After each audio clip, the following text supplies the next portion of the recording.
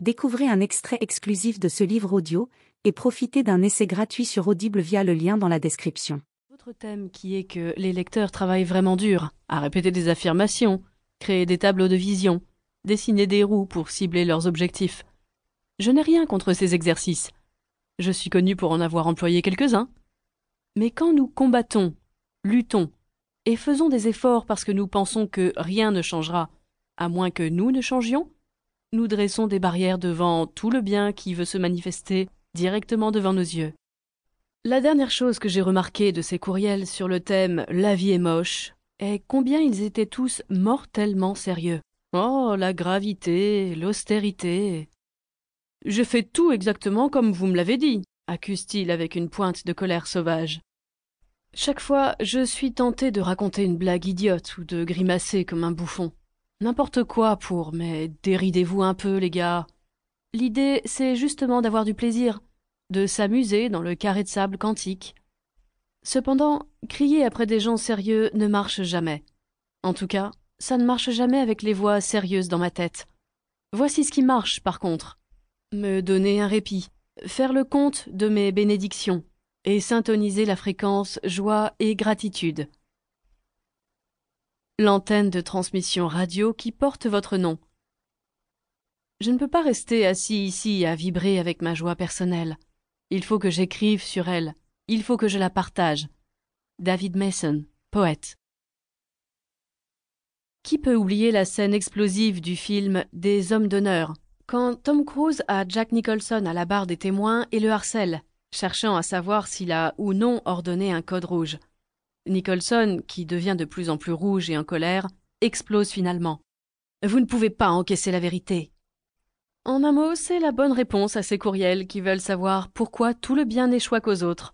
En effet, jusqu'à ce que nous puissions syntoniser la fréquence de la gratitude, l'accès au plus vaste nous est interdit. Notre bande passante ne peut pas supporter l'amour éternel et infini de la divine diffusion qui fait constamment entendre le possible, la joie, la liberté. Nous avons atténué notre contact en cédant à nos angoisses intimes, nos peurs, nos mélodrames chronophages. À l'instar des demi-sœurs de Cendrillon, nous avons entassé la bonté infinie de la vie dans nos minuscules chaussures de jugement éculés et de conditionnement obsolètes.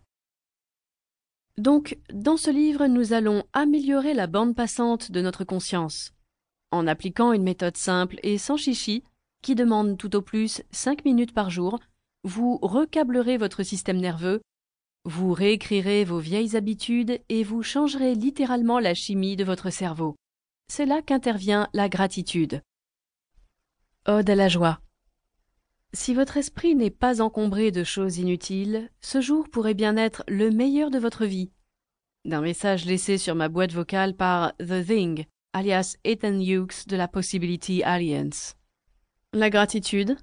Vraiment? Est-ce que ce n'est pas un peu, inconsistant?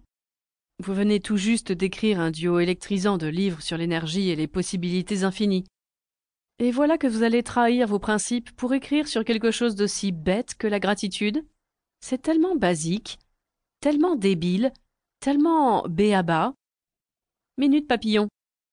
La gratitude dont je parle dans ce livre est tout sauf débile ou b.a.-ba. Appelons-la une gratitude féroce. Une gratitude rentre-dedans. Elle n'a rien de cette connerie gnangnan, rayon de soleil et glace à l'eau. Parce qu'il y a une chose. Quand nous ne nous arrêtons pas tous les jours pour faire la liste des myriades de choses qui vont bien dans notre vie, les voix déjantées dans nos têtes essaient de nous faire tourner en bourrique. Quand nous ne faisons pas le compte de nos bénédictions avec zèle, elles se mettent à déblatérer, nous disent que la vie est moche, que nous sommes moches. Elles sont comme ces lecteurs de nouvelles au bas de l'écran du bulletin d'information, qui défilent sans arrêt, en boucle. Tant que nous continuons de syntoniser ces voix, nous ne pouvons pas remarquer le cadeau incroyable qui nous a été offert. Être ici sur la planète Terre, vivre cette journée, goûter cette aventure cosmique. Tant que nous continuons de graver leurs mensonges éhontés de plus en plus profondément dans nos psychés, nous nous coupons de notre lien profondément transformateur avec le champ de potentialité infinie. Juste en nous arrêtant tous les jours pour prendre conscience de notre lien avec cette présence indéniable, immuable, nous nous mettons petit à petit à remarquer une vérité plus profonde, une réalité plus heureuse.